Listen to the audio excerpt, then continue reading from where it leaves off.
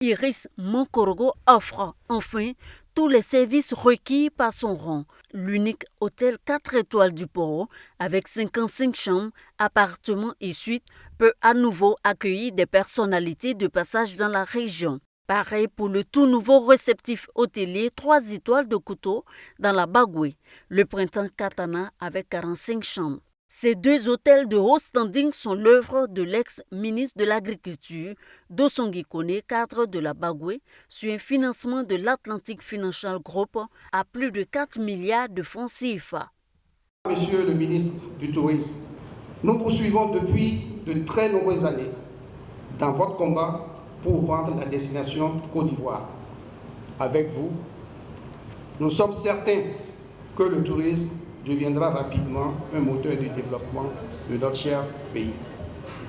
L'inauguration ce week-end de ces infrastructures, présidée par le ministre du Tourisme et des Loisirs, Sindou Fofana, a réuni membres du gouvernement, personnalités et population. Le renforcement des infrastructures hôtelières modernes est une préoccupation pour le gouvernement dans la perspective de la Coupe d'Afrique des Nations 2023, dont Korogo abrite l'une des poules de la compétition. Sur 100 emplois créés dans le monde, 10 proviennent des métiers du tourisme et de l'hôtellerie. Et le tourisme est le 3e secteur exportateur au monde avant le secteur de la sidérurgie et le secteur de l'automobile.